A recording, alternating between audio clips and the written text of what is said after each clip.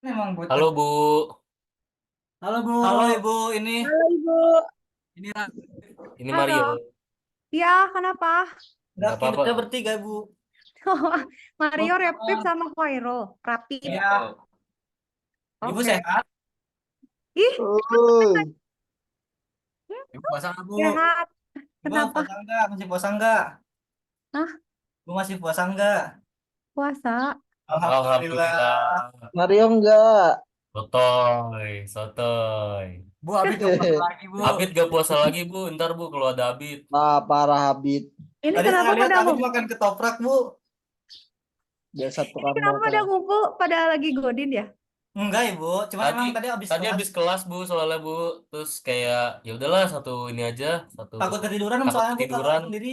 Takut ketiduran Bu nanti. Mario bohong, Bu. Tapi bener didengerin ya? Dengerin Bu, Didengerin Bu. aman aja Bu. Ini kepala saya di laptop Bu. Buset.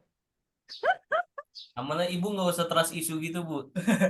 Kita semua mendengarkan. Ya Bu, emangnya yang kemarin ngobrol siapa ya? Kevin. Oke, Oh Kevin. Itu tembak parah aja lu. anjing. Mulut Mas Anwit. Itu kan lupa mute. Terus, tuh kan baru datang sedikit, Tevin. Oh, Aman aja satu Bu, ini menit saya lagi. chat-chatin Bu. Woi semuanya woi masuk woi buruan woi. Kita Pak harus Mario, selfie tolong untuk diteror ya. lokasi ini. Aman aja Bu, saya teror Bu. Sampai kita udah Aduh, lapar. Aduh, dari sini itu ada apa ya? Jadi ini Pip, berarti kan dari sini itu udah nggak ada. Oh iya, bener ya berdatangan. Oke, tungguin deh.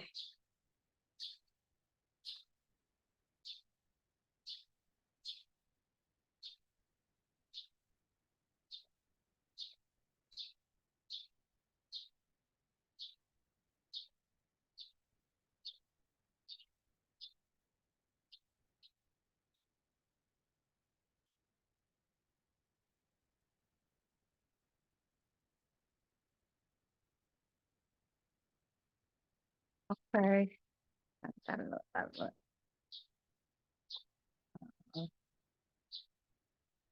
Saya sambil nyiapin slide tunggu. Kok ini? Sebentar ya. Tunggu sebentar. Ini berarti apa?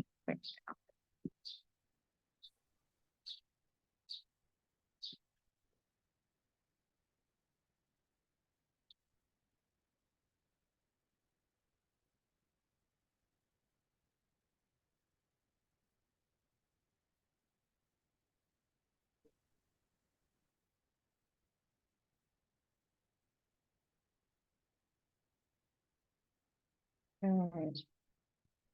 Siap-siap ya.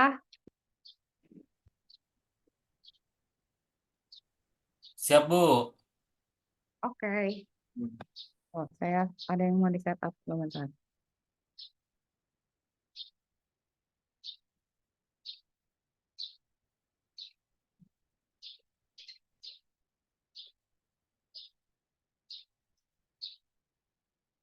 Tuh, kok disconnect?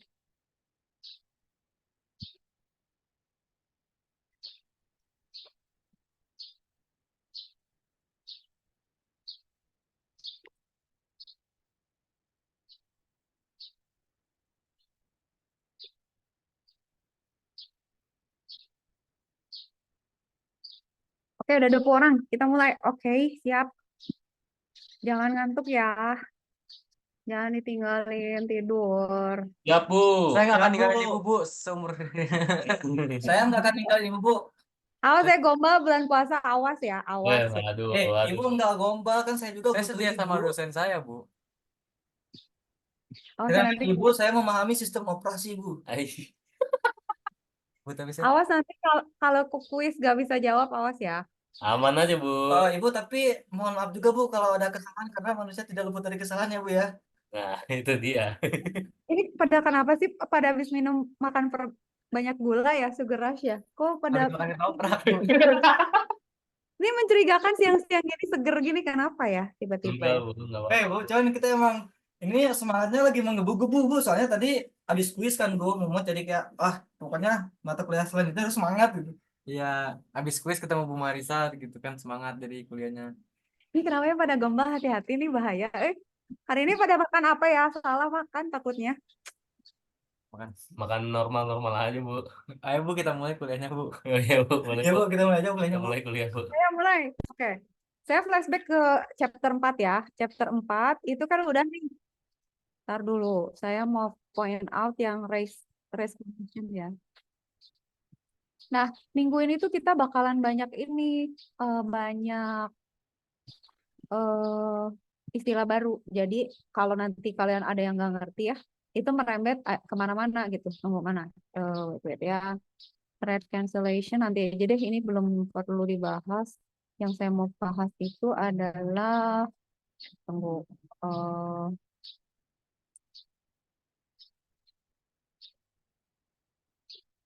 sabar, sabar, sabar, sabar. Multi-threading, one thread, kok hilang? Prosedur consumer mana sih? Sabar ya. Prosedur consumer itu ada di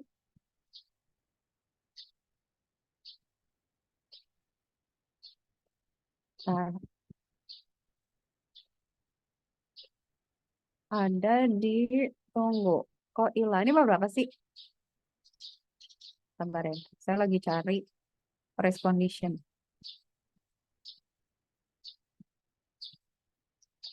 Sekarang ini bab berapa? Bab 4 kan? Kita sekarang bab 5. Ini bab 3. Oh, di sini. Nah, ini race condition. Oke, salah mencari. Kita bab 4 udah ya, sekarang ke bab 5. Kalau misalnya ada yang kalian perlu tanyain, langsung tanya. Kalau misalnya ada yang kerasa kelewat, Bu, kayaknya ini nggak ngerti deh. Coba diulang. eh Apa namanya? Biar saya tahu yang miss apa aja. Nah, sekarang ini tuh lebih menarik topik yang sekarang gitu. Dia tuh lebih jelas gitu ya implementasinya. Tapi ini kita ngomongin thread sama concurrency kan. Nah, kalian udah tahu kan multi programming, multi threading, multi processing gitu lah ya. Eh, Program itu kan pasif. Dia adanya di apa? Di secondary memory. Thread itu atau thread itu adalah sorry gini. Ada program, ada proses, ada thread. Jadi program itu pasif ada di secondary memory. Pas dia di load ke main memory, dia jadi proses. Tapi ada yang lebih lightweight dari proses, yaitu thread. Nah, hubungannya itu sama concurrency karena artinya apa? Artinya kita akan punya multiple thread. Karena kita multiple programming kan. Ada beberapa program, ada banyak program, ada banyak proses, ada banyak thread. Oke, dah. Poin-poinnya untuk itu kita ada beberapa macam ya, single thread, ada yang multi thread. Itu sebenarnya urusannya adalah gimana caranya kita mengoptimalkan semua resource kita. Itu nanti kita detailin lagi di hari ini gitu. Ini concurrency sama parallelism ini udah kita bahas kan minggu lalu, Mei itu one. Nah, sekarang itu udah skip dulu. Sekarang kita masuk ke hold on. Saya kayaknya harus nge-mute dulu. Oke, ini ya. Kita ke sini. Itu nantilah detailnya, kita sekarang masuk ke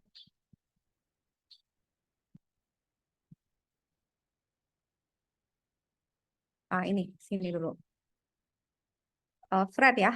Multithreading udah ya. Multithreading itu nanti ada bagian yang kita akan belajar thread itu bisa di cancel.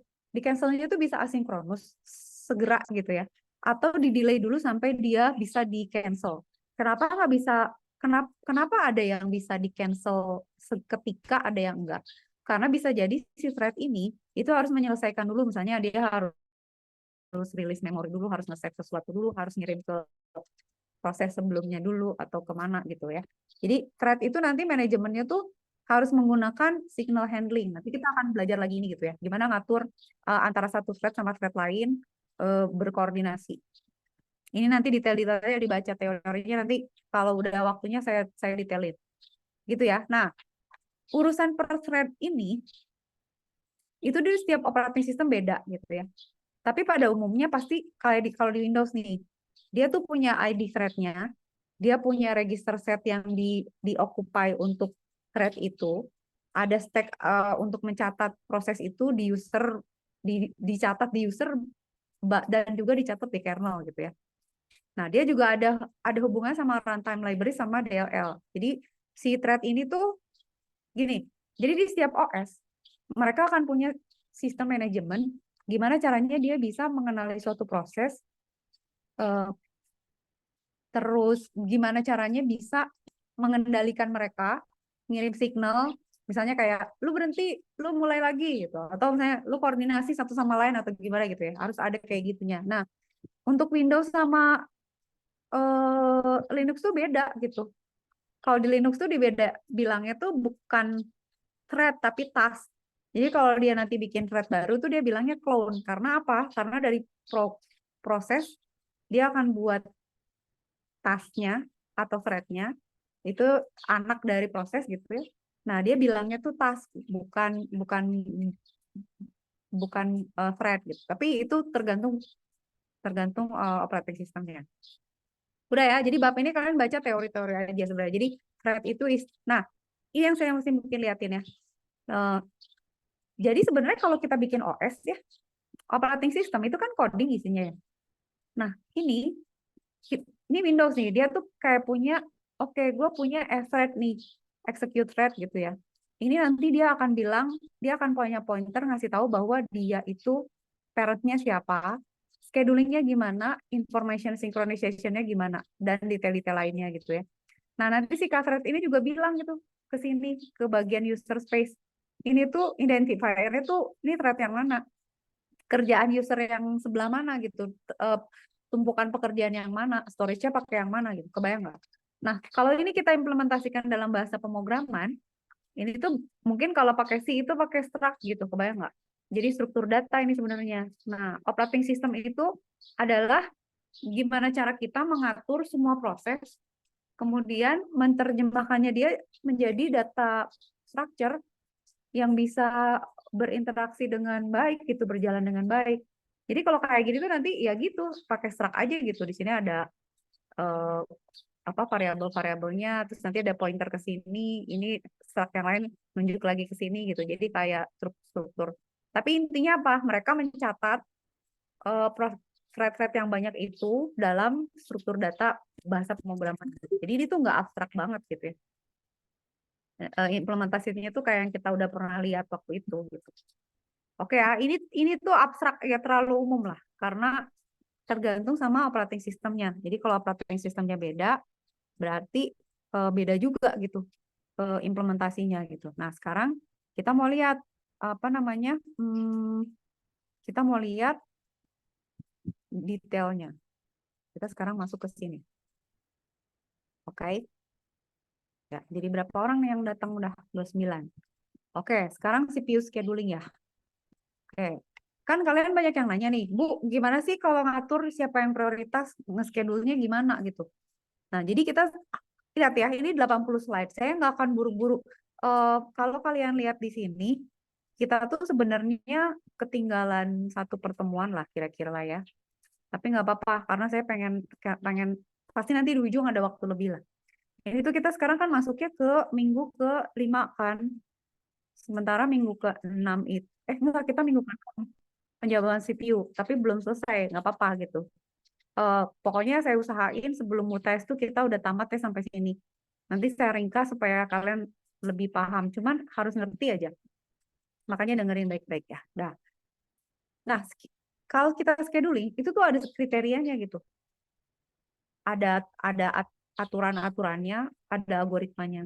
Jadi gimana caranya menschedulekan thread untuk misalnya multiprosesor, real-time CPU, dan contoh-contohnya gitu ya. Nanti kita pelajari. Nah, ini baca aja. Sekarang saya mau nunjukin konsep. Nah, gini deh, sekarang konsepnya gini.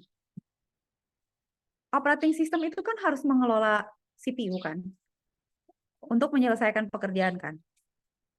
Itu sama kayak kalian punya bisnis gitu. Bisnis itu harus dikelola supaya optimal kan. Nah, sama tuh OS juga gitu. Bisnisnya OS tuh adalah memaksimumkan penggunaan CPU. Gimana supaya dia efisien gitu. Oke. Nah, kenapa kita punya multi programming kan? Soalnya kalau kita cuman ada satu program gitu ya untuk CPU aja, itu tuh nggak maksimum utilization gitu. Itu kayak misalnya ada dokter gitu ya. eh Jangan dokter deh, dokter kalau paralel nggak bisa ya. Eh, Gimana ya? Eh, Kalau cuma satu itu kan udah nggak ada pekerjaan lain gitu. Kalau misalnya multi programming kita bisa mengoptimalkan. Nah, tapi kan Bu, pekerjaannya gantian aja Bu ngerjainnya. Iya, problemnya gini. Konsepnya itu tuh kita akan punya selalu juggling antara mengerjakan program sesuatu execute gitu ya. Itu namanya CPU burst. CPU burst itu melakukan sesuatu gitu, mengexecute sesuatu. Terus nanti tuh dia kan misalnya gini ya. Kalau udah oke, load register, jumlahkan isi register, baca dari file. Begitu read, dia pasti langsung ke input output kan. Pada saat dia lagi I/O burst, itu CPU-nya bengong gitu.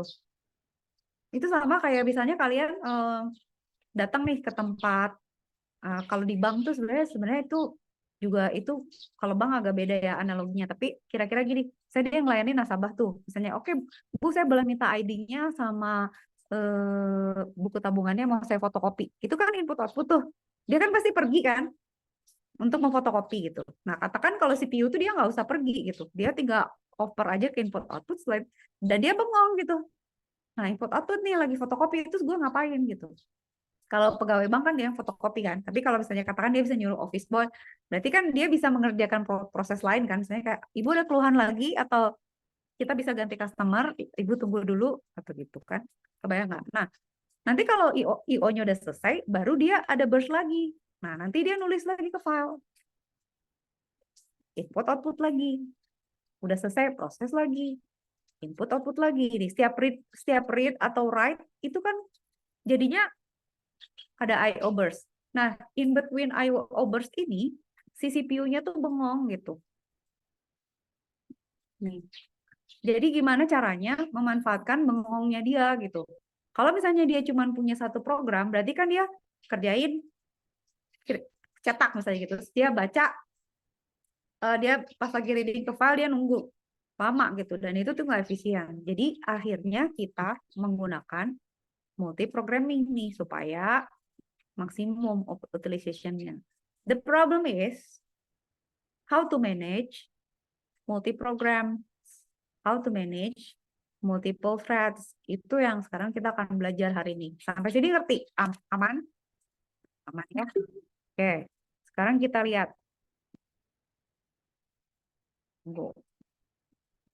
Nah, ini histogram. Ini artinya apa? Ada yang maksudnya apa? Kalian ngerti gak? Nah, ini yang kok nggak ada yang nanya burst itu apa sih? Bu, burst itu apa? Burst cycle itu apa? CPU I/O cycle is process execution consists of a cycle of CPU execution and I/O wait. Jadi burst itu cycle-nya prosesor yang digunakan untuk melakukan suatu pekerjaan. Jadi kalau kalian punya sekarang misalnya clock komputer kalian berapa sih? Sekian megahertz, sekian gigahertz gitu. Nah, itu tuh si burst itu misalnya katakan pekerjaan ini tuh 3 burst gitu ya, 3 clock gitu misalnya. Nah, itu tuh sesuai kecepatan frekuensi dari prosesornya. Jadi bisa dianggap sebagai waktu eksekusi lah gitu. Oke. Nah, sekarang ini histogram nih. Bacanya gimana? Maksudnya apa ini? Large number of short bursts, small number of longer bursts. Artinya apa? Si grafik ini itu sumbu X-nya kan durasi ya. Durasi dari panjang eksekusinya kan. Jadi makin ke sini tuh makin gede gitu, makin lama prosesnya. Frekuensi itu adalah banyaknya. Nah, dengan gambar ini artinya apa? Pekerjaan-pekerjaan yang sifatnya short itu tuh lebih banyak. Pekerjaan-pekerjaan yang panjang itu sedikit gitu. Jadi gini, kayak kerjaan ya. Sebenarnya gini, misalnya gini kerjaan. Katakan kalian punya short burst sehari-hari. Misalnya apa? Beresin tempat tidur, cuci piring, cuci baju. Itu kan sebenarnya short burst ya, kerjaan pendek-pendek gitu yang itu sedikit tapi banyak gitu. Iya nggak sih? Ada aja gitu saja. Ya ampun, payung belum dilipat, oh motor belum dicuci, alah belum beli makan gitu kan. Itu short burst tapi banyak gitu. Sementara durasi yang panjang itu kayak misalnya apa ya, pekerjaan yang panjang misalnya tidur gitu ya. Apalagi sih yang panjang misalnya kalian kuliah kali ya. Nah, si proses-proses yang panjang itu cuma sedikit gitu. Nah, terus jadi maksudnya apa? Maksudnya gini, kalau kita punya pekerjaan-pekerjaan nih, saya proses 1, proses 2, terus dia prosesnya panjang gitu ya. Itu lebih gampang manajemen ya kan? Kayak kalian misalnya punya kerjaan, gue cuma 2 nih hari ini ngajar jam 1 sampai jam 3 sampai jam 5 misalnya gitu. Udah. Dibandingkan misalnya kalian punya, ini kan longer burst ya. Kalian punya short burst yang banyak gitu. Wah, gue harus lah ini bimbingan TA, gue harus KP, gue belum ini daftar ini. Jadi ada banyak gitu kan. Nah, itu yang susah apa jadinya? Kalau short burst itu yang susah manage antar pekerjaannya gitu. Nah, justru histogramnya CPU itu adalah dia tuh punya pekerjaan-pekerjaan pendek yang banyak gitu. Dan itu harus di-manage. Kalau misalnya panjang, ya udah gitu kan. Ngaturnya juga lebih gampang gitu. Itu kayak artis deh misalnya. Oh ya udahlah, lu 6 bulan ini udah dikontrak sama mana gitu. Terus ya udah jalin kontrak aja gitu. Dibandingin misalnya, hah, sehari ini aja ada 3 konser harus ada ke sana di sana. Itu kan lebih susah gitu. Itu kebayang. Nah, itulah sebabnya kita sekarang mau belajar cara menjadwalkan. Bagaimana caranya menjadwalkan CPU gitu. Kan semua kerjanya tuh dalam antrian ya. Ingat nggak antrian yang kita belajar sebelum-sebelumnya? Nah, CPU scheduling itu atau scheduler namanya dispatcher ya nanti. Itu kayak suster. Si suster ini tuh akan mengambil keputusan siapa yang akan diambil dari antrian. Kayak misalnya, oh pasien ini, oh dia mah harus tes darah dulu. Yang ini boleh langsung tindakan. Yang ini suruh pulang dulu. Balik lagi minggu depan gitu ya. Nah, si CPU ini harus ngecek gitu. Misalnya dari running ke wait, dari running ke ready, dari waiting ke ready, atau udah selesai gitu. Sampai sini ngerti nggak? Kebayang nggak? Karena kan bisa aja misalnya dia belum selesai disuruh wait kan. Misalnya lagi running, lu tunggu dulu ya. Atau lagi running, lu ready ya untuk next-nya. Atau lagi waiting, kamu ready untuk berikutnya atau udah selesai gitu.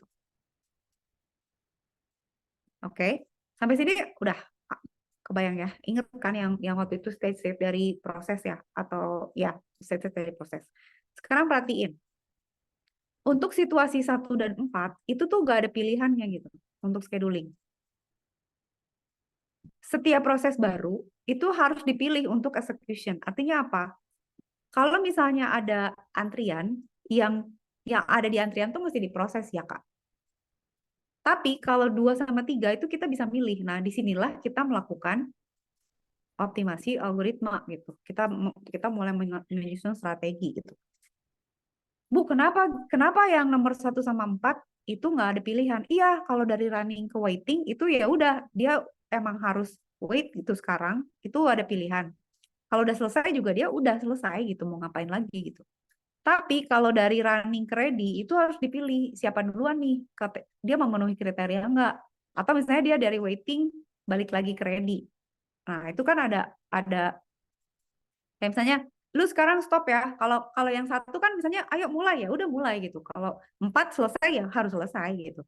Kalau 2 sama 3 itu pemilihan antara lu berhenti sama lu mulai. Nah, si lu ini tuh apa syaratnya gitu. Itulah yang dinamakan scheduling. Alright. Begitu ya. Oke. Lanjut ya. Sekarang saya mau kasih konsep ini.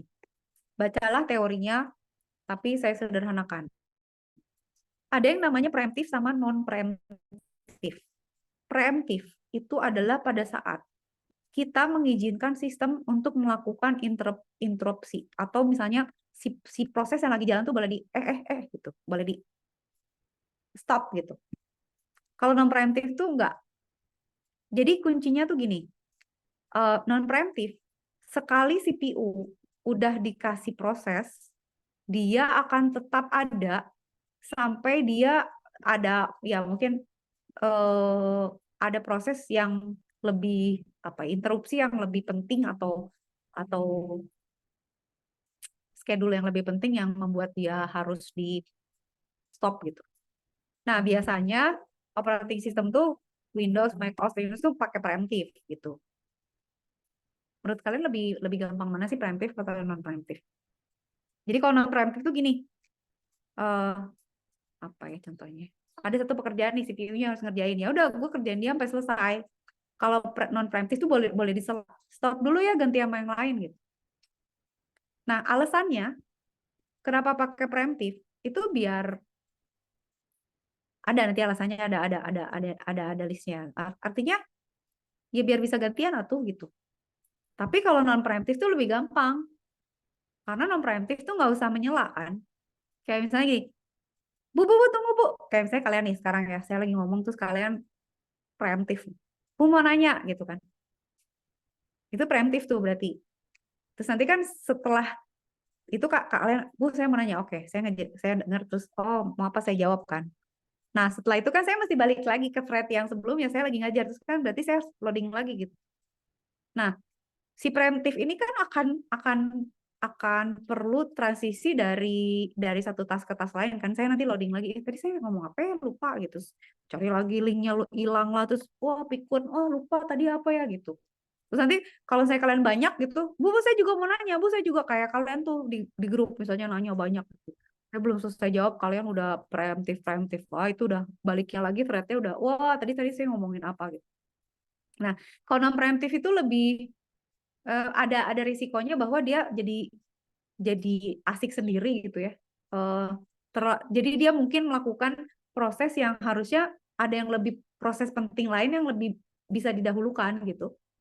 Tapi nggak pusing gitu. Non preemptif itu nggak pusing. Preemptif tuh lebih efisien tapi schedulingnya yang lebih ribet. Oke ya, kita lihat contohnya.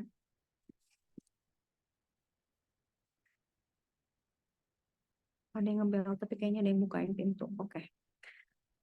Oke, sekarang kita lihat. Preemptif tadi apa? Preemptif itu di mana kita mengizinkan proses-proses itu berjalan bersamaan. Jadinya resikonya apa? Ini yang kemarin kita lihat, race condition. Karena si produser sama consumer itu kan sama-sama ngupdate kan. Yang makan-makan, yang masak-masak gitu. Ada resiko di mana si yang masak udah update bahwa gue masak udah nambah ya, jadi 6. Si yang makan bacanya, oh lu masih 5, gue makan jadi 4 ya gitu. Padahal udah jadi 6. Jadi hitungannya salah kan? Jadi nggak cocok gitu. Di akhir yang satu hitungannya 6, yang satu hitungannya 4. Karena mereka balapan gitu. Si consumer itu tidak mengambil data terbaru. Jadi sebelum diupdate datanya oleh si produser, si consumer udah ngambil data lama. Jadi kayak yang saya bilang, undangan rapat itu kalian baca undangan email lah. Kalian baca email undangan yang lama, belum baca yang baru gitu. Gitu ya, oke.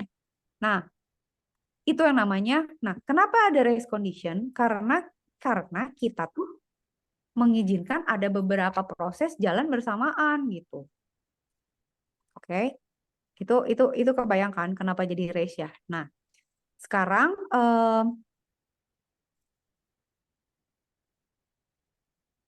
ini cuma 2 nih. Produser sama konsumer. Gimana kalau banyak? Nah, itu lebih mumet lagi kan. Nah, jadi scheduling ini tuh sangat penting karena dia akan mempengaruhi performance keseluruhan dari sistem ini gitu. Udah ya? Oke. Nanti detailnya di chapter 6. Saya pengen kalian di chapter 5 ini ngerti banget. Dah. Nah, ini yang saya sebut sebagai si scheduler ini namanya dispatcher. Dispatcher ini adalah sekretaris yang ngatur-ngatur si CPU. Pak, Bapak meeting sekarang, Pak. Bapak meeting ya. Habis meeting Bapak bukber. Besok Bapak ada ketemu sama gubernur. Habis itu Bapak harus ke luar kota. Ada tanding golf. Jadi yang nyuruh-nyuruh eh, nyuruh-nyuruh si siapa namanya? Si CPU itu namanya dispatcher. Nah, yang dia suruh tuh termasuk switching konteks gitu kayak apa namanya? Konteksnya ganti nih sekarang atau user mode sekarang ke user mode nih yang dikerjain gitu. Terus udah gitu lokasinya apa, datanya yang ini. Jadi kayak Pak, Bapak harus nge-review beberapa proposal. Kasih proposalnya yang mana. Jadi lu harus ngerjain tas ini memorinya di sini nih, ini barang-barangnya nih, ini lo kerjain dah gitu. Itu di dispatcher. Nah, lihat di sini itu ada dispatch latency.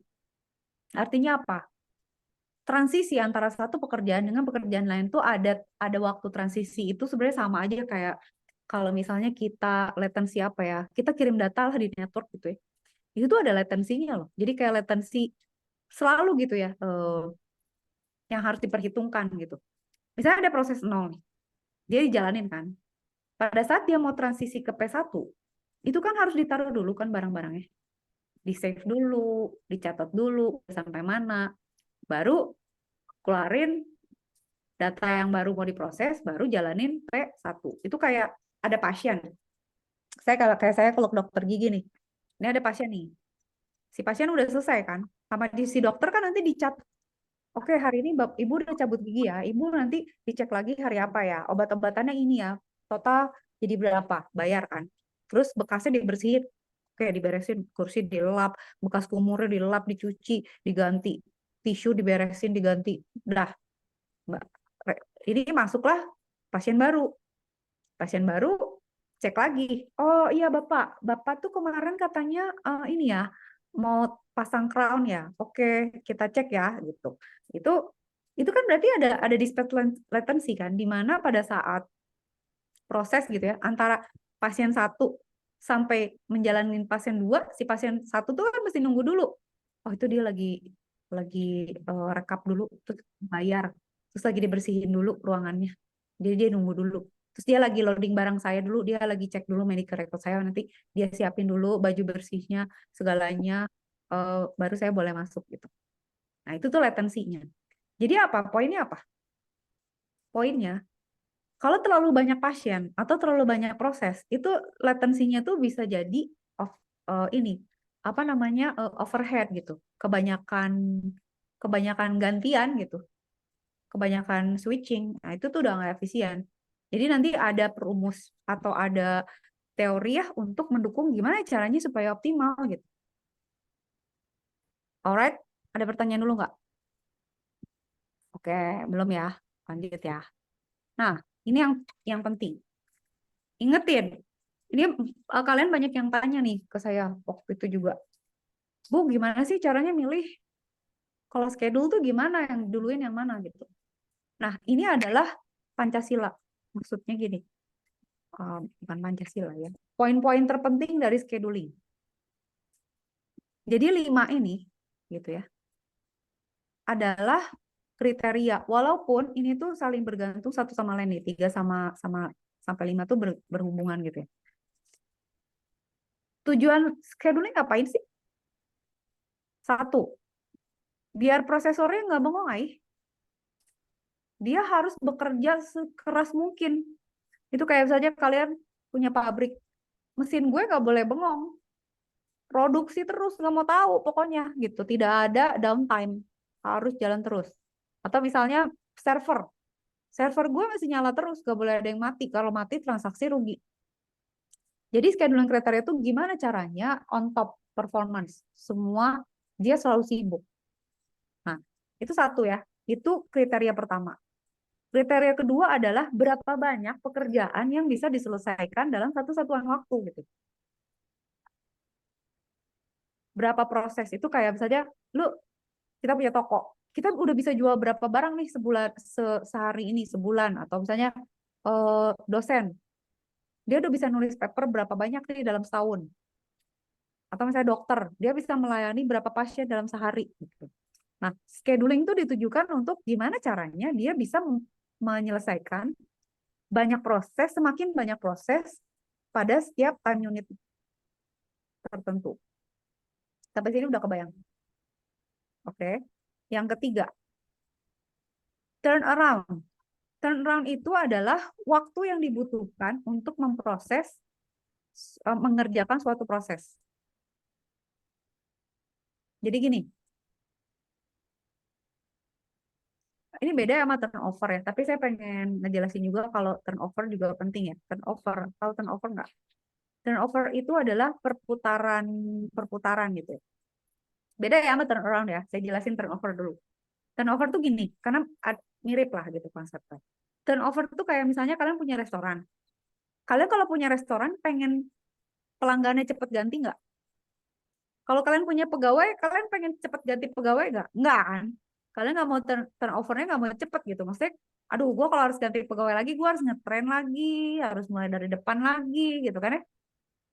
Tapi kalau misalnya kita punya restoran, kita pengen turnovernya tinggi kan? Karena misalnya gini, kalian punya restoran, ada berapa shift, terus diisi sama misalnya eh, apa tamu-tamu yang kerja gitu ya seharian gitu, nge-occupy space-nya, tapi cuma beli satu beverage gitu. Tapi customer lain jadi nggak bisa masuk gitu. Kan kita pengennya beli datang lagi makan. Jadi gimana caranya supaya turnover-nya cepet ya? Mungkin kitchen-nya dicepetin, terus kursinya jangan terlalu cozy supaya orang makan cepet terus pergi supaya ada orang datang lagi, profit nih gitu. Nah, ini tuh mirip sama konsepnya si turnaround. Nah, turnaround itu dia pengen bisa menyelesaikan proses-proses itu secepat mungkin supaya dia bisa mengerjakan proses lain gitu. Kebayang nggak? Nah, kenapa disebutnya turnaround? Karena gini, tergantung emptive atau preemptive atau non preemptive ya. Kita misalnya punya proses nih P1 gitu ya. Si P1 ini misalnya harusnya bisa selesai, misalnya dia prosesnya tuh misalnya 21 burst gitu ya. Cuman karena dia di preemptif terus tuh jadi nggak selesai-selesai. Kebayang nggak sih kayak kalian misalnya mau pidato atau saya misalnya mau ngomong diinterupsi, nggak selesai-selesai kan ngomongnya gitu. Nah, gimana caranya mengatur schedule supaya tuh prosesnya tuh jangan jadi banyak tapi nggak selesai-selesai gitu. Bayang nggak? Saya ada P2, ada P3 gitu. Nah, si P1, P2, P3 ini sebenarnya lebih cepat kalau misalnya ya udah yang cepat duluan deh gitu ya. Daripada di preemptif gitu digantianin tapi semuanya jadi nggak selesai-selesai. Kebayang nggak sih kalian kayak apa ya? Kayak kalian saya masak pizza, terus bikin rendang, terus bikin Indomie. Itu mungkin lebih cepat kalau misalnya kalian masak rendang dulu nih, terus sambil dia diapain, kalian bisa mulai bikin pizza nih. Nah, kira-kira pizzanya lagi nunggu adonannya, kalian bikin Indomie, terus selesai Indomie, beres gitu ya. Pizza beres, sudah gitu. Daripada misalnya Indomie lagi godok, terus mulai ngadon pizza. Terus tiba-tiba nyuci daging. Terus gitu, nggak selesai semuanya gitu. Jadi udah seharian tuh Indomie nggak selesai, rendang juga jadi delay, pizza pun nggak selesai gitu. Nah itu tuh yang disebut dengan eh, apa namanya? Disebut dengan turnaround. Sampai sini clear? Nah itulah scheduling kriterianya itu. Nah yang keempat itu adalah waiting time. Salah satu prestasi atau apa sih istilahnya KPI ya. KPI KPI lo apa sih gitu ya? Key performance indicator lo apa sih gitu? Salah satunya adalah waiting time. Jadi si jadi kita juga bisa ngukur scheduling itu dari dia tuh berapa lama nunggu gitu. Jadi kita nggak boleh misalnya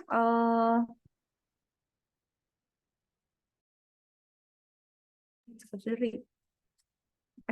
Oke, salah ya, aku nge-mute aku sendiri, maaf. Gitu, waiting time tuh gimana caranya supaya setiap proses tuh nggak kelamaan nunggu. Gimana gitu. Karena bisa jadi, misalnya misalnya gini, kalian lagi nyetir, tiba-tiba ada ambulans lewat, nunggu. Terus ambulans penting dong, masa nggak mau ngalah. Pas gini ada anak kecil nyebrang, berarti dong. Terus tiba-tiba pas mau maju lagi ada pemadam kebakaran lewat. kan terus nunggu gitu ya. Nah, ada proses-proses tuh yang diselein sama proses lain gitu. Dan dia jadi waiting time-nya lama. Nah, itu tuh harus jadi kriteria scheduling juga, bahwa dia harus aware ada proses-proses yang nggak boleh kelamaan nunggu. Karena bisa jadi dia nanti mendelay proses lain atau membuat the whole system-nya ada proses yang akhirnya jadi deadlock atau jadi delay gitu. Oke, sampai sini clear ya? CPU utilization, throughput, turnaround, waiting time. Nah, sekarang response time. Response time itu juga penting. Jadi, dalam kesibukan sehari-harinya, si CPU ini, itu dia tetap harus diatur supaya dia bisa ngerespon gitu. Analogi yang paling gampang yang saya bilang waktu itu, kalau kalian makan nasi padang sama makan health bar gitu ya, atau makan biskuit, response time-nya kan lebih cepat kalau kalian makan biskuit, karena kalian kan smaller chunk kan. Jadi misalnya kamu menghadap saya sekarang ya udah selesai, saya udah selesai makan Pak, udah beres, cuma sekali suap beres gitu.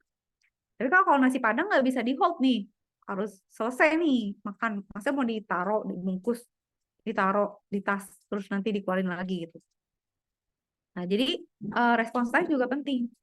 Jadi gimana caranya kita mau optimalkan scheduling supaya CPU-nya optimal, proses yang dihasilkan, jumlah proses yang diselesaikan dalam satu satuan waktu tinggi, setiap proses selesainya secepat mungkin, nggak nunggu terlalu lama, dan sistemnya masih responsif gitu.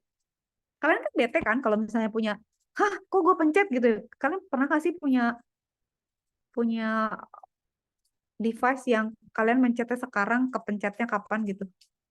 Jadi, saya punya nih, percaya nggak? Saya punya iPhone ini nih.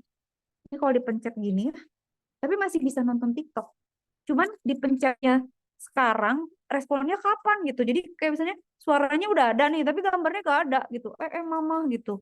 Nah itu tuh response time tuh, which is dia udah keberatan sama load-nya dia. Jadi dia udah nggak bisa merespon request yang baru gitu. Ya, jadi scheduling itu penting. Alright, nah. Sampai sini ada pertanyaan lu nggak?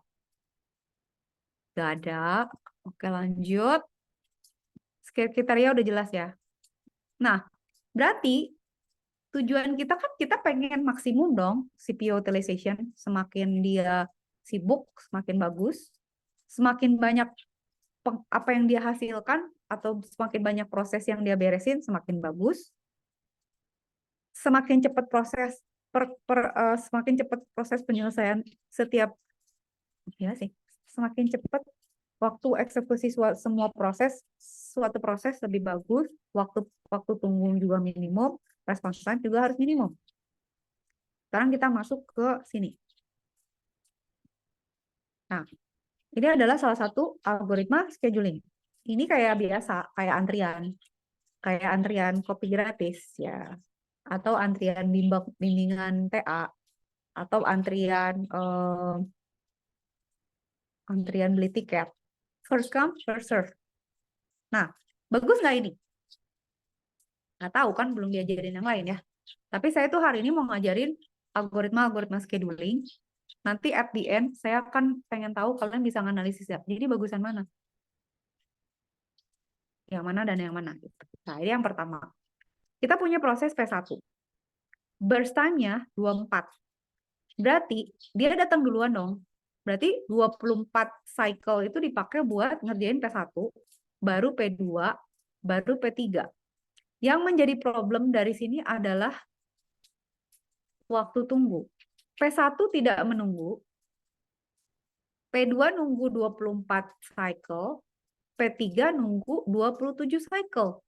Rata-rata 0 tambah 24 tambah 27 bagi 3. Rata-rata tunggunya 17, 17 cycle. Kan lama ya, maksudnya itu kayak misalnya, ini apa sih? Sebenarnya gini, yang mesti kalian perhatiin tuh, di setiap algoritma, dia itu bisa optimal untuk sequence atau sequence proses tertentu, itu dia bisa optimal. Jadi untuk komposisi dan sequence proses tertentu dia optimal, tapi untuk yang lain mungkin enggak. Nah untuk kasus ini kan, yang lamanya tuh di depan gitu loh. Kayak kalian misalnya, astaga di depan ada orang dia belanja 3 troli, sementara kita cuma mau beli teh botol buat buka gitu. Yang belakangnya lagi cuma beli roti sama Yakult gitu. Terus harus nungguin orang yang check out 3 troli. Nah, ini tuh jadinya, ini tuh sebenarnya jelek gitu. Hah, orang dia cuman, masa waiting time-nya lebih lama daripada burst time-nya dia gitu kan. This is not not good gitu ya. This is not a good sign gitu. Nah, kalau kasusnya begini, nah, gimana kalau kebetulan yang datang duluan itu yang kecil-kecil? Nah, ini kan tadi apes tuh, pas datang yang lama malah datang duluan, jadi dia keburu diproses dong. Dah, ini yang datang P2 dulu, jadi dia selesai nih, tiga selesai, ini juga selesai, terus baru P1 dikerjain. Si yang paling lama tuh paling belakang itu udah paling bener gitu, karena ya udah lu nggak membuat orang menunggu. Lihatlah waiting time-nya kan jadinya P1 menunggu 6 kan, karena P2 dulu dia nggak nunggu kan, habis itu P3. Nah, si P1 nunggu 6 menit. Rata-ratanya jadi berapa? 6 tambah 3 dibagi 3 berapa? 3. Tadi berapa? 17. Gitu. Jadi dari scheduling ini aja kalian bisa lihat kan, kalau pakai first come first serve, the best way is to prioritize the shorter ini ya, proses gitu. Nah, ini namanya convoy effect, short process behind long process. Itu adalah convoy di mana ya gitu, kayak tadi tuh kayak konvoy dia harus nungguin yang di depannya kan. Jadi melambat. Ngerti sampai sini clear? Udah ya, FCFS mengerti ya? Alright, awas loh kalau ditanya, awas ya. Nah, sekarang adalah short. Ada satu algoritma lagi yang lebih realistis lah ya. Ya udah deh kalau gitu, kalau kayak gitu ya udah aja yang kerjaannya paling pendek diduluanin aja gitu. Oke. Nah, nanti kita akan belajar yang namanya SRT, Shortest Remaining Time First. Nah, tadi masih ingat nggak preemptif sama non-preemptif? Masih? Bener ya, masih ingat ya? Nah, shortest job first scheduling itu optimal. Ini optimal dia bilang. It gives minimum average waiting time for a given set of process. Dia optimal nih. Tapi dia ini non preemptif dia. Jadi kerjaannya tuh nggak ada yang di stop. Jadi siapa duluan, misalnya yang pendek gue kerjain duluan gitu. Nah, kalau misalnya dia preemptif, nama algoritmanya adalah shortest remaining time first. Kenapa jadi remaining? Karena di blok kan di preemptif dulu, maksudnya di apa di break di sela dulu. Jadi nanti setelah disela sisanya pekerjaannya dia tuh masih berapa lagi. Nah, dilihat dari situ gitu. Jadi kayak apa ya misalnya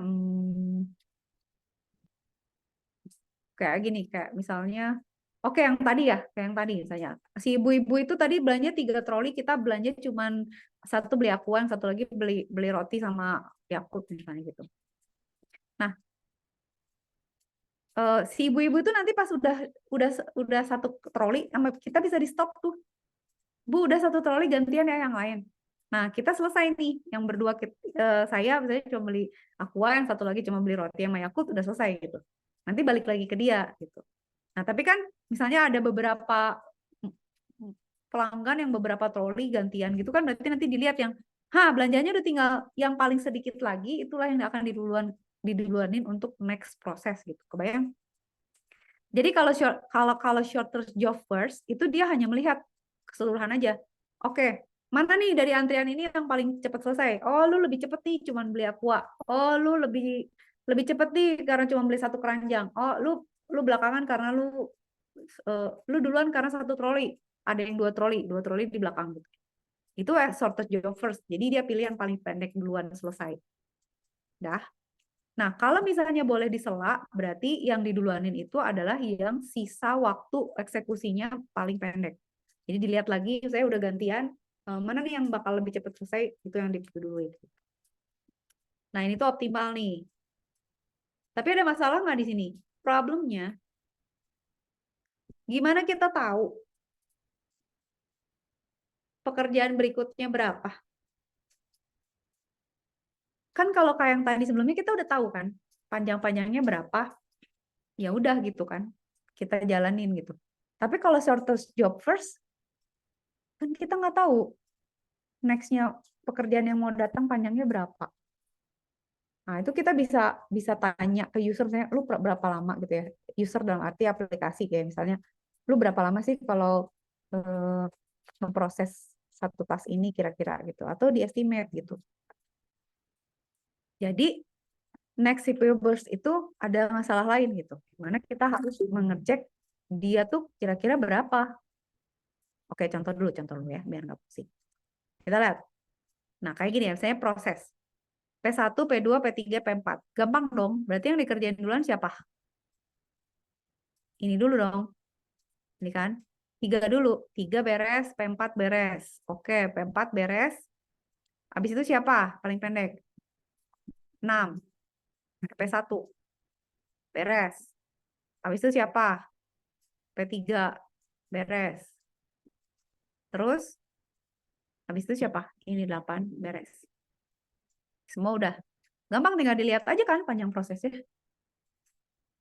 Ya enggak? Average waiting-nya, time-nya jadinya 3 ditambah berapa? Ditambah 9, ini ya 3. Ini P3 nunggu. P1 ini P1 ya. P1 nunggu 1. P1 nunggu 3 cycle. P3 nunggu 9 cycle. P2 nunggu 16 cycle. P1, P4 nggak nunggu. Ya kan? Jadi 3 tambah 16 tambah 9 tambah 0 dibagi 4. Average waiting time-nya 7. Which is oke lah ya, rata-rata ya. Ini optimal nih. Ini adalah waktu optimal, waktu tunggu optimal. Tapi kan pertanyaannya kita harus tahu burst berikutnya berapa. Nah, itulah sebabnya saya pernah bilang kan, sebenarnya kita bisa pakai AI juga loh di OS gitu. Jadi kita bisa pakai AI untuk predik misalnya the next proses kira-kira berapa ya. Kan bisa kita jadiin dataset tuh misalnya satu operating system ya. Dia dipakai sama user tertentu atau dia digunakan untuk implementasi tertentu. Kayak misalnya nih orang senangnya ngedit gambar nih atau dia senangnya coding atau apa gitu ya. Nah, dari situ atau internally secara proses OS tuh proses-proses tuh kayak gini distribusinya. Itu bisa kita pelajarin, kita bisa predik, oh kayaknya nih kalau polanya kayak gini, next proses tuh panjangnya berapa. Nah, sekarang kita lihat nih. Ini ada teori. Determining length of CPU burst. Nah, kita tuh harus predik kan. Caranya predik itu adalah menggunakan rata-rata eksponensial gitu. Caranya gimana? Maksudnya gini. Jadi kan kita tahu ya, kita kan tahu panjang length dari CPU burst yang sekian yang sekarang nih, yang di waktu ke M. Terus kita mau predik berikutnya tuh nanti kira-kira berapa nih CPU burst-nya gitu. Nah, kita akan punya, ini sebenarnya kalau kalian lihat ini probabilitas ya. Ada alfa itu antara 0 sampai 1. Kalau kalian perhatikan bahwa theta ya. Theta apa tahu sih ini? Tahu ya? Bacanya apa? Kalau theta gini kan ya? Theta gini. Ini tahu ya? Nah, pokoknya inilah ya. Next panjang dari predicted value untuk next n plus 1 berarti kan ya. Itu adalah alfa dikali yang kita tahu dengan 1 minus alfa untuk yang ini, yang prediksinya dia gitu. Prediksinya dia di n. Jadi kan ada Tn, ada tau n gitu ya, ini. Nah, ini tuh dilihat ya probability-nya antara kemunculan dia dari 0 ke 1 tuh berapa gitu. Nah, biasanya ini di set setengah gitu si alfanya. Jadi setengah dikali actual value yang sekarang ditambah 1 dikurang setengah, berarti setengah juga gitu. Jadi ini di tengah-tengah lah ya. Untuk prediction yang sebelumnya gitu.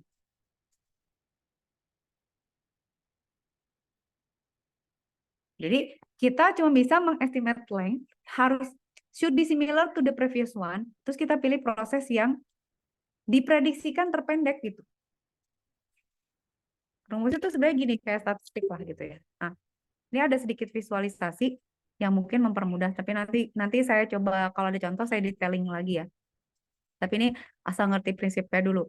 Nah, di sini ada prediction of the length of next CPU burst. Ini kan ada time ya. Kalian lihat bahwa yang hitam itu adalah CPU burst-nya. Sedangkan yang biru itu prediction-nya. Nah, di sini kalian bisa lihat bahwa ini kan 6 ya. 6, terus ini 4, terus naik lagi 6 lagi, terus 4 lagi. Terus tiba-tiba 13, terus 13, terus 13 gitu kan ya. Terus kan dia melakukan prediction kan. Nah, lihat bahwa ini kan harga sebenarnya, ini prediction-nya dia kan untuk I tertentu ya. Nah, ini tuh di sini masih belum dilihat gitu ya. Oke. Ya, ini tuh ini guess ini oke ada guess nggak apa-apa gitu terus ya. Ini tebakan pertamanya ini.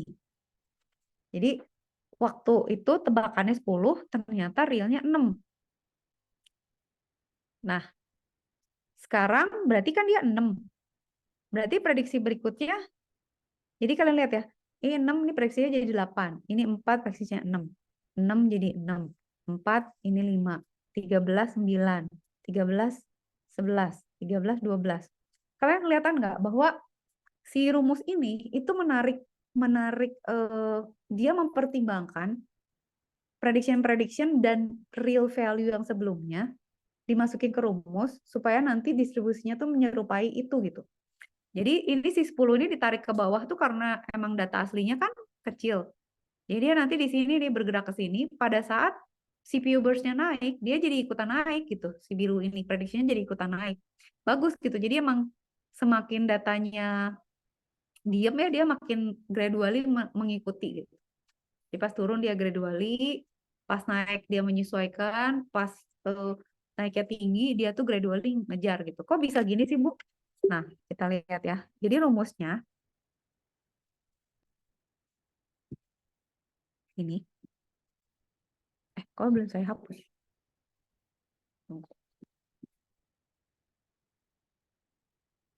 Nah, ini rumusnya nih. Pada saat theta 0, alpha, sorry bukan theta, alpha. Ini alfanya 0 ya. Ini perkiraan N+1 sama perkiraan yang sekarang. Ini nggak dihitung nih perkiraan sekarang gitu. Nah, sekarang mulailah alpha 1. Nah, kita lihat. Sekarang itu kan kita di TN kan. Kita kaliin tetanya sama yang actual gitu ya. Nah, berarti actual itu adalah yang berikutnya itu dianggap sama dengan yang sekarang. Tapi ini tuh bisa di-expand gitu. Jadi ini tuh kita bisa pecah jadi begini gitu. Jadi si the next itu adalah alpha dikali yang N sekarang dikurang kemungkinan dikurang alpha dari alpha untuk yang N-1 dan seterusnya. Satunya pangkat J gitu ya. Jadi dia bisa apa namanya diiterasi gitu atau rekursif gitu, di mana kita tuh memperhitungkan kemunculan burst berikutnya itu berdasarkan burst-burst yang sebelum-sebelumnya gitu. Jadi mempertimbangkan sebelum-sebelumnya sehingga kita tahu, oke, gue predik ini berdasarkan kemunculan-kemunculan. Nantilah kita detailin, tapi intinya gitu. Jadi kita bisa predik gitu. Nah, jadi dia bisa efisien, tapi ya harus dipredik berapa lama lagi gitu. Nah, itu tuh ada rumusnya. Rumusnya tuh ini. Gitu, oke. Dan nanti Maksudnya kita bahas lagi ya pada saat kita butuhkan. Tapi prinsipnya begitu. Dah, sekarang ini tadi kan apa? SJN kan? Shorter job next. Sekarang shortest remaining time first scheduling. Artinya dia itu versi preemptifnya. Jadi kita bisa putusin dia gitu. Nah, pertanyaannya kan pertanyaan adalah apakah SRT itu lebih optimal dengan artian average waiting time-nya lebih rendah? Nah, belum tahu gitu. Belum tahu, nanti kita bahas. Tapi itu next. Sekarang saya pengen jelasin dulu cara kerjanya. Nah, shortest remaining time first artinya gimana? Lihat ini.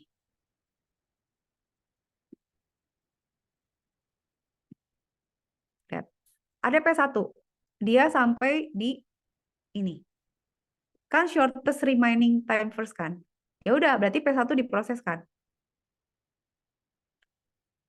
Tapi di P2 datang nih. Dia jadi preemptif, diberhentiin dulu nih burst time-nya. Jadi ini si P jalan nih. Pas dia baru 1, tiba-tiba P2 datang. Ya udah. P2 burst time-nya lebih kecil dari 8 kan. Jadi sama dia di take over sama P2 gitu. Jadi P2 lebih besar prioritasnya. Jadi ya udah ngerjain P2 dulu. Ini sisa, jadi masih ada 7 burst lagi. P2 diselesain dong. Walaupun di kedua ini datang P3 kan. Di kedua ini datang P3. Tapi P3 panjangnya itu 9. Jadi tetap yang dikerjain P2 dulu. Dia kan 4 ya. Sampai selesai. Nah, di clock ketiga itu datang P4. Jadi sebenarnya di clock ketiga ya, pada saat P2 udah selesai, P2 tuh dikerjain karena dia di-compare sama si 8 kan. Dia menang karena lebih pendek, ya kan? Shorter time remaining-nya katakan kalau dia selesai dikerjakan cuma 4. Dibandingin 8 lebih menang dia. Jadi dikerjain tuh. Pada saat dia di 5, itu tuh udah ada P2, udah ada P3 sama P4. Berarti si P3 sama P4 dibandingin kan? Berarti siapa duluan yang dikerjain? P4 dulu, karena dia lebih pendek daripada P3 sama lebih pendek dari P1. Berarti P4 dikerjain dulu. Panjangnya berapa? 5. Nah, berarti dia kerjain di sini 5 nih. Berarti kan P2 udah beres ya. P5 udah beres. Nah, next-nya siapa? Ini udah beres nih. Next-nya siapa? Ya, berarti yang kecil kan, burst time-nya yang sisa kan, 7 kan ini berarti. Berarti kita ngerjain P1. P1 itu dari 10 sampai 17 karena burst-nya cuma tinggal 7. Barulah ini selesai, barulah P3 yang paling ocet dikerjakan di terakhir gitu. Oke? Kebayang? Nah, cara ngitung average time-nya berarti si P1 kan nggak nunggu ya, dia 1 di 1. Dia ngerjain 1 di 1 berarti ini P1 ya, ini P1. Ini 5, 2 ya. Ini P2, ini P1, ini P3, ini P1, ini P2. P4. Oh, ini P4, deng. P4 dong. P4 kan dia nunggu. Nah, ini P2.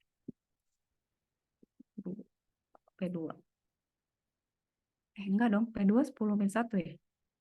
P2 nunggu berapa lama sih? Tunggu, salah. P1 kan nggak nunggu kan? Berarti ini P1 kan? 17 minus 2 itu berarti P3 ya. P1 itu nunggu, taruh, P1 tuh nunggu 10 kan? 10 minus 1 ini P1. Iya, P1 tuh nunggu 1, terus 10 minus 1. Nah, ini 53 itu 5 sama 3 itu P4 ya. Ini P4. Kok jelek sih tulisannya? P4 itu nunggu 5 dikurang 2. Berarti 5. Kan dia 5. P3 itu datangnya di 2. Sampai di 5. Jadi dia nunggu 5 kurang, iya, P4, sorry, P4 itu datangnya kan, dia kan panjangnya di 5 ya, tapi dia datangnya di 3, jadi dia nunggunya 2 kan, P4 ini nunggunya 2. Nah, P1 ini nggak nunggu, P1 tuh nggak nunggu, sama yang ini kan, P4 itu, P2 cuman 1, kok P2 nggak dihitung ya? Nah, ini 10, 1 siapa? 10, 1. 10 dikurang 1, dia nunggu 10.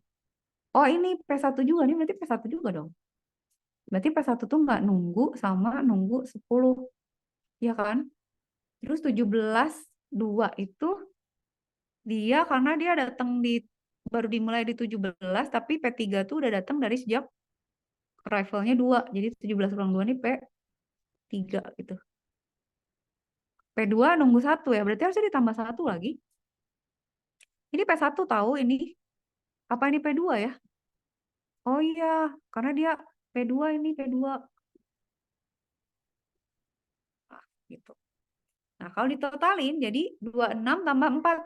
Waktu tunggunya 6,5. Make sense lah ya, dari sekian ini nunggunya 6,5 lah ya, nggak lebih dari tasnya dia jauh gitu. Kebayang nggak? Sampai sini ngerti? Jadi kalian udah belajar apa aja tadi? First come, first serve.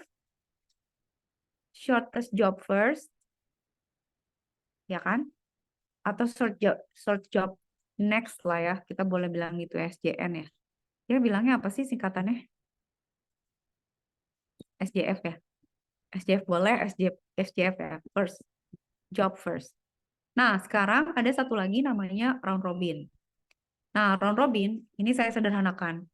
Jadi, round robin itu sebenarnya gantian. Makanya disebutnya round robin karena dia gantian aja gitu. Setiap proses itu dikasih kesempatan dalam waktu Q. Nah, Q itu adalah satu satuan cycle yang dipilih untuk gantiannya itu berapa lama. Kayak misalnya round robin tuh kayak gini. Kan kalau tadi first come first serve, saya punya mahasiswa mau bimbingan. Yang duluan datang saya proses kan. Yang apes tuh kalau yang bimbingannya 2 jam, yang mau minta tanda tangan di belakang cuma sedetik, jadi nunggu lama. Kalau shortest job first, saya berarti harus tahu kan. Ini kan ada yang saya harus tahu next itu berapa. Saya kayak, kamu mau ngapain? Kamu minta tanda tangan. Ya udah duluan gitu. Kamu mau ngapain? Saya cuma mau nanya bentar Bu. Ya udah kamu duluan. Soalnya ini bakal lama saya sama yang ini gitu. Itu shortest job first.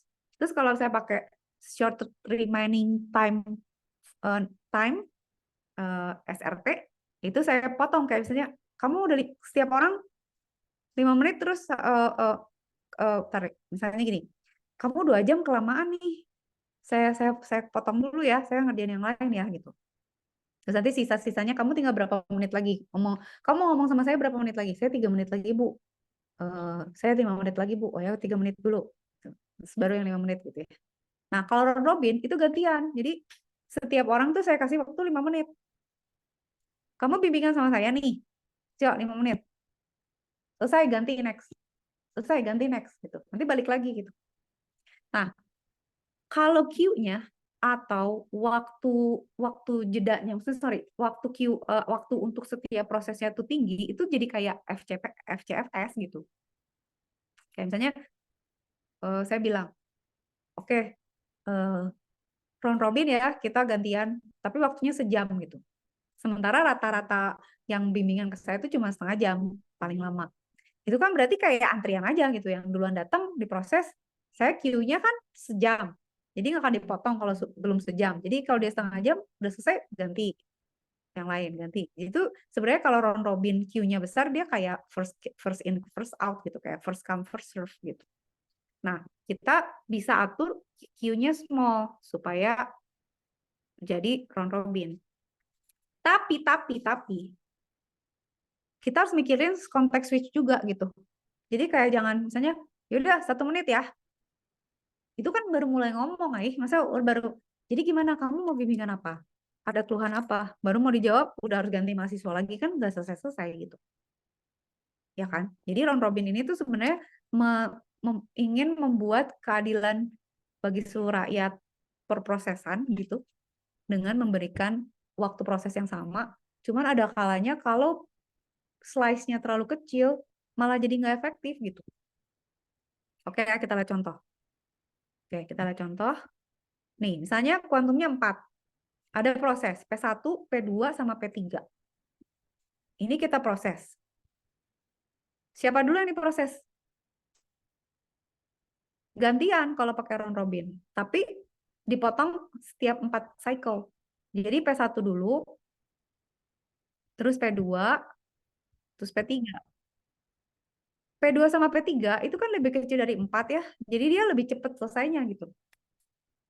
Nah, kalau P1, P2, P3 udah selesai, berarti lanjut ke P1, P1, P1 gitu. Pokoknya sampai ada proses lain baru proses lain dikerjain. Jadi si P1 tuh dia ini 4 kan ya, ini 3, ini 3, ini 4, 4-nya ada 6 kali itu. Jadi dia 4 kali 4 kali 4 kali sequel gitu, 4 kali diproses gitu. Nah, biasanya kalau pakai round robin itu higher average turnaround dan SJF gitu ya. Jadi kalau pakai round robin itu kan kalau shortest job first kan selesai itu suruh pergi kan, benar nggak? Kayak misalnya ya udah lu udah selesai pulang gitu. Kalau ini bisa ada di round robin tuh jadi kayak nyangkut gitu, belum selesai karena harus nunggu giliran lagi. Gitu. Harus nunggu giliran lagi. Jadi dia itu turn around-nya malah jadi lama gitu karena aduh ini kok lama banget sih Bu nggak keluar gitu. Ya karena masih gantian gitu. Sebenarnya kalau misalnya tadi shorted job first udah pulang dari tadi gitu. Tapi dia better response nih si round robin. Karena apa? Karena dia dibagi-bagi kan empat cycle, 4 cycle, 4 cycle. Jadi setiap 4 cycle tuh dia bisa ngerespon misalnya ada mahasiswa baru atau request baru, ada antrian baru tuh dia bisa gitu. Nah, jadi acuannya gimana Bu? Milih kuantum tuh bagusnya gimana? Cek gitu.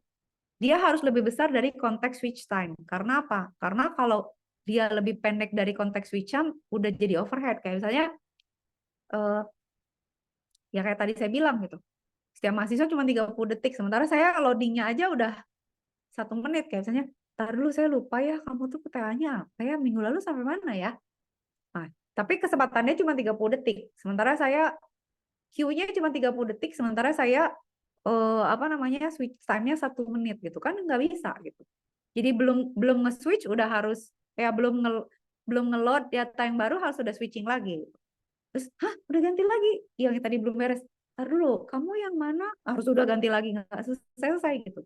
Nah, konteks switching itu biasanya di bawah 10 microsecond. Jadi Q-nya tuh biasanya 10 millisecond atau 100 millisecond gitu. Jadi dia harus lebih besar daripada mikro supaya sense gitu ya biar selesai tugasnya. Oke, nah sekarang oke sedikit lagi. Sekarang kita lihat ini, lihat ya. Kalian lihat dari kuantum besar sama kuantum kecil bedanya apa? Kalau kuantumnya besar itu kan kayak antrian biasa kan. Kalau kuantumnya besar itu jadi kayak FCFS kan ini. Ini prosesnya 10 nih. Kuantumnya 12, ya udah dikerjain aja. Nanti ada proses lagi, dikerjain lagi. Tidak ada konteks switching. Oke. Sekarang kalau kuantumnya 6, prosesnya 10. Berarti ada satu konteks switching, gitu ya. Kalau kuantumnya kecil, konteks switchingnya 9. Nah, ini round robin nih. Ini. Cuman mesti dilihat gitu. Di angka kuantum berapa yang optimal. Karena kalau kebanyak kependekan itu ribet switchingnya gitu. Jadi harus dibuat dia optimal supaya nggak jadi overhead. Kalau kalian lihat di sini, nah ini yang optimal di mana? Kita kan mau turnaround time-nya rendah dong, ya kan? Kita maunya rendah dong. Ini maunya di bawah ya, lebih bagus turnaround time-nya lebih cepat. Nah ini time kuantumnya dari kecil ke besar gitu. Kalian lihat bahwa di sini, oke, kalau kuantumnya 1, dia turnaround time-nya 11. Kalau 2, dia 11,5. Kalau 3 dia lebih bagus sih. 10, berapa? 8 kali gitu ya. Tapi kalau time quantumnya 5, ini malah jadi lama gitu. Tapi kalau lebih besar lagi, 6 sama 7, dia malah bagus nih gitu. Berarti pemilihan time quantum itu penting gitu. Artinya apa? Kalau kita punya 4 proses ini, kita pilih kuantumnya, optimalnya di berapa? Di 6 sama 7 kan. Karena apa? Kita tuh harus lihat bahwa dari semua proses yang ada itu sebaiknya 80% tuh lebih pendek daripada Q-nya gitu supaya dia sempat diselesaikan sebelum konteks switching. Nah, kalau kalian lihat di sini, ini tuh kan misalnya ini kan 7 itu kan sebenarnya ini kan 75% ya. 7 itu lebih besar dari 75% gitu. Makanya dia optimal nih di sini. Sebenarnya 6 juga udah optimal gitu. Jadi acuan dari round robin Q-nya itu adalah dia itu sebesar 80% deh gitu. Jadi kalau ada 80 kira-kira oke. Kalau 80 waktunya dia berapa sih rata-rata proses? Oh, rata-rata proses itu 8 bursts gitu. Ya udah lu 9 deh gitu. Atau 8,5 gitu. Kalau kecil-kecil itu tuh malah nggak selesai-selesai, apalagi di 5 gitu ya, nanggung gitu loh. Jadi malah jadi gantung gitu udah. Misalnya saya tinggal 1 menit lagi, ibu nggak bisa, saya udah harus round robin lagi. Begitu, oke, clear ya. Jadi setiap algoritma itu ada kelebihan kekurangannya. Dan untuk urutan proses yang berbeda, kombinasi panjang pendek yang berbeda dan itu akan mempengaruhi tuh scheduling algoritma itu gitu. Nah, satu lagi terus kita absen ya, udah ya. Satu lagi adalah priority scheduling. Nah, priority scheduling itu adalah memastikan bahwa yang diproses duluan tuh yang prioritasnya tinggi. Prioritas tinggi itu adalah yang angkanya kecil. Oke. Nah, the problem. Kalau kita pakai priority, kayak misalnya priority ya, yang tadi saya bilang tuh, kayak misalnya orang yang lebih tua diduluin gitu. Nanti kalau ada yang lebih tua lagi, kagak mau, misalnya kita nih, ngantri, terus ada yang lansia didahulukan, terus yang lansia datang terus, kita nggak pernah diproses tuh, karena kita nggak memenuhi prioritas gitu. Itu terjadilah starvation. Starvation itu adalah pada saat ada satu proses yang nggak pernah dilayani karena proses-proses lain selalu punya prioritas lebih tinggi dari dia. Kayak misalnya ada orang nih belanja 3 troli. Orang lain tuh selalu belanja 1 keranjang, 2 keranjang, 1 plastik. Dia tidak pernah diproses gitu. Nah, starvation itu nggak boleh. Karena kalau ada satu proses yang nyangkut, nggak pernah diproses. Ya kayak kalian lah misalnya, gue nggak mau ngerjain satu pekerjaan yang menurut kalian lama gitu. Nggak pernah dikerjain. Misalnya mau perpanjang STNK misalnya. Atau misalnya mau ada urusan ke bank gitu ya. Nah, itu tuh bahaya itu karena kalau itu nggak diproses bisa jadi dia mengganggu proses lain. Kayak misalnya, aduh malasnya bikin bikin bikin paspor misalnya. Mendingan ngerjain yang lain, mendingan makan, mendingan kuliah, mendingan nonton dan lain sebagainya gitu. Nah, itu starvation tuh harus. Tapi dibiarin tuh nggak ngurusin paspor. Itu bisa implikasi tuh kayak misalnya, tiba-tiba harus luar negeri nggak punya paspor, atau misalnya KTP kalian belum jadi nggak punya identitas lain, itu gitu ya. Jadi starvation nggak boleh. Cara mengatasi starvation adalah dengan menambahkan aging. Jadi sebenarnya di algoritma itu kita bisa bilang gitu, bukan masalah prioritas yang penting diduluin, tapi waktu tunggu juga harus dipertimbangkan gitu. Jadi kalau ada proses yang dia udah nunggu lama, prioritasnya dia naik gitu. Jadi kayak, ini anak muda nih, yang dari tadi lansia terus. Tapi si anak muda udah nunggu 2 hari nih, dari sini nggak pulang-pulang nih, gitu kan, kasihan gitu. Mestinya dia dia udah nunggu sejam, prioritasnya naik. Dia udah nunggu 2 jam, prioritasnya naik. Sampai akhirnya nanti dia prioritasnya lebih tinggi daripada lansia, ya dia boleh lewat gitu. Nah, itu tuh adalah teknik-teknik untuk melayani antrian. Nah, contoh ini, example of priority scheduling. Sekarang siapa yang diproses dulu berarti pertama kali? Yang diproses pertama kali siapa? Prioritas 1 dong. Nah, prioritas 1 siapa? P2. P2 dijalankan. Cuman 1, sedetik beres. Ini selesai. Setelah itu siapa? Prioritas 2 dong. Prioritas 2 siapa? P5. Burst time-nya 5. Ini priority scheduling ya, bukan round robin. Ya udah dikerjain P5. Berikutnya siapa? P3. 3, berarti P1. P1 kerjain. Habis itu siapa? P3. Oke, kerjain. Habis itu siapa? Prioritas 5, P4. Udah beres, selesai berdasarkan prioritas aja. Buku prioritasnya gini, ya given lah pokoknya gitu. Kan tergantung, prioritasnya kan yang nentuin si OS, mau lihat dari apa, kriteria yang mana gitu. Nah, waktu tunggunya tuh 8,2 gitu ya. Which is not bad lah ya, 8,2.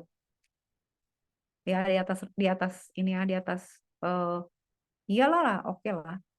Rata-rata ya, walaupun ada yang harus nunggu lama gitu, kayak P3 lama gitu nunggu. Karena dia udah datang duluan, tapi prosesnya kalah sama yang prioritasnya kalah sama yang datang belakangan gitu misalnya.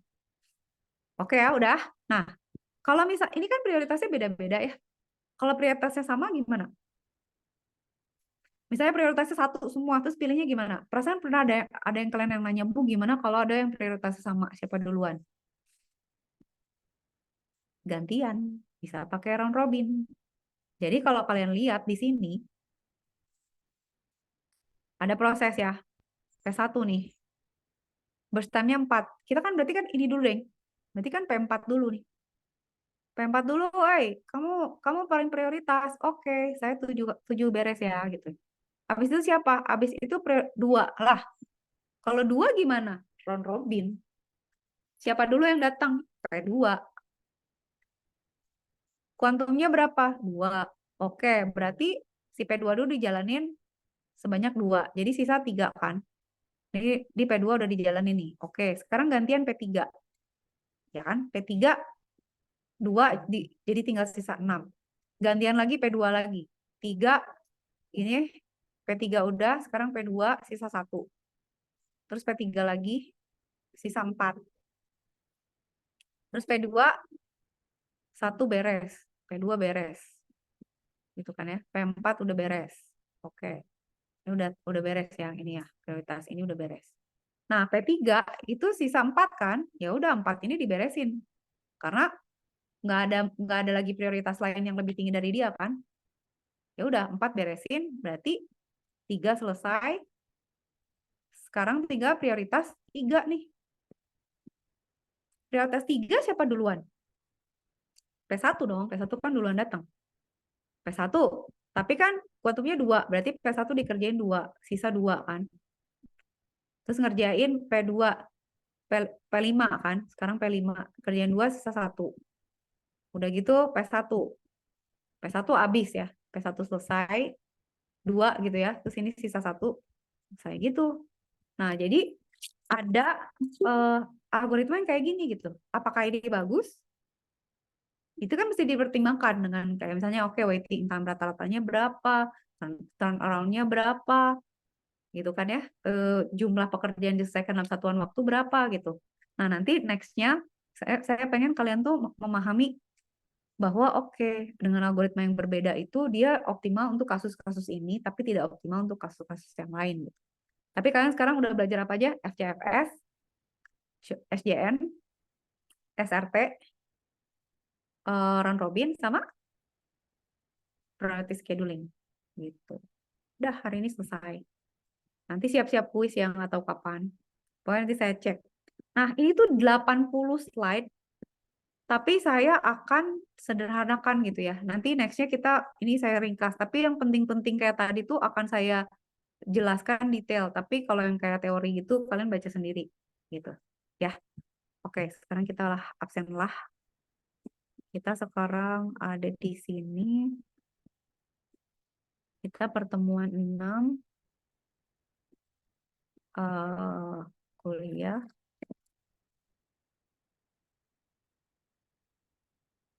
Ini Oke.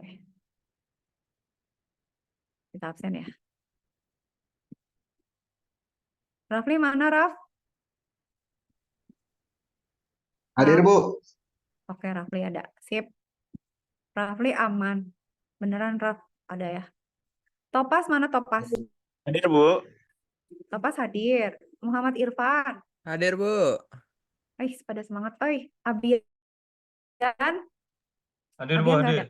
Hadir, Bu. Ada. Oke. Oke, siap. Kenneth. Hadir, Bu. Hadir, Bu. Kenneth Matthew ada. Rafif. Mana Fif? Hadir, Bu. Rapip ada Rapip. Fadilah. Hadir, Bu. Fadilah hadir. Juandra mana? Hadir, Bu. Sip. Juandra ada. Dara mana Dara? Dara Rahma. Dara hadir. Raihan Salman. Hadir, Bu. Oke. Muhammad Aksandi. Muhammad Aksandi. Abid. Abid. Faza. Hadir, Bu. Oke, Faza sama Velma. Oke. Aditya Sami Halim. Hadir, Bu. Oke.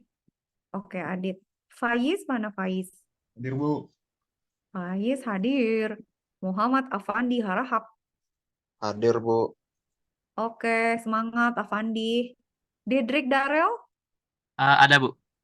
Ada, oke. Velma. Tadi Hadir, mana? Bu. Oke. Abdul Rashid Ridho. Abdul Rashid Ridho ada nih. Jawab. Kok nggak jawab sih? Tungguin. Jaka. Jaka mana? Makan, Bu. Muhammad Atala. Gimana? Muhammad Atala Ibu. ada. Hadir, Bu. Ada. Oke. Mario ada Mario. Hadir, Ibu. Oke. Aisyah Patricia Sekar Ayu. Hadir, Ibu. Oke.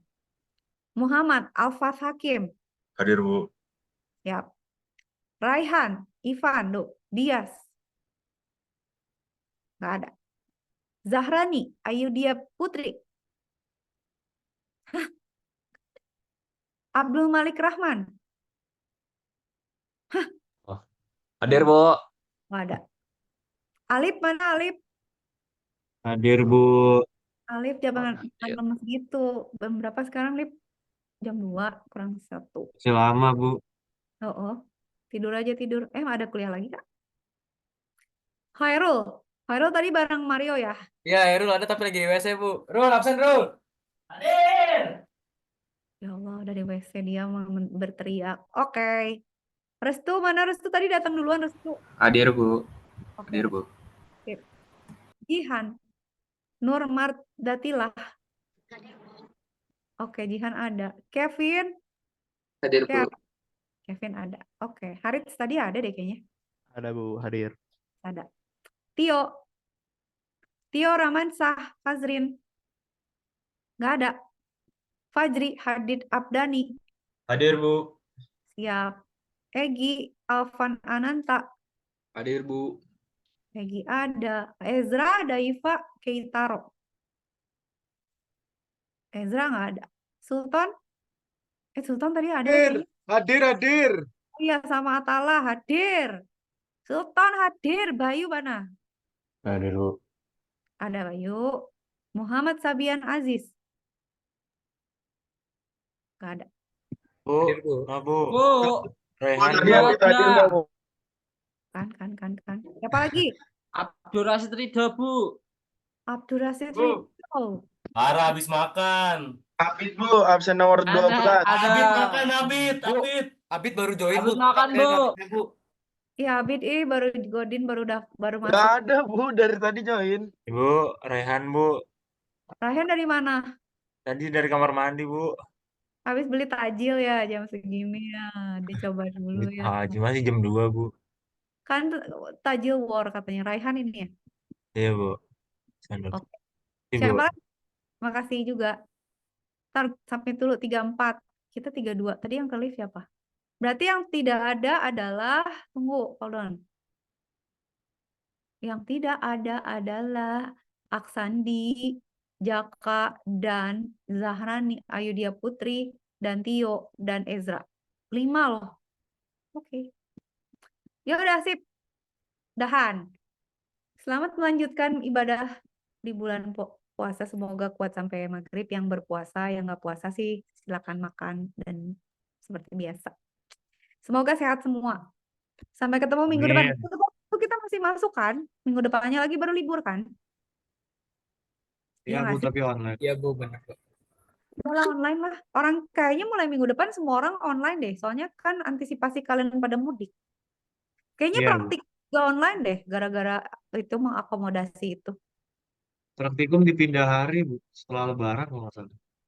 Oh, tapi kok di pengumuman katanya Ada yang baik. Oh, soalnya di pengumuman katanya sebaiknya perkuliahan, praktikum dan apa di rentang waktu itu dilakukan online. Katanya gitu. Kata saya mau udah online jadi ya udah gitu. Sip. Thank you ya all. Sampai minggu depan ya. Sehat semua. Makasih juga Ibu. Ya Bu. Makasih Makasih, Bu. Bu. Makasih Bu. Makasih, Bu. Selamat buka puasa nanti. Dadah. Ya. Udah, Ya, kasih ini Ibu. juga. Ya, dadah.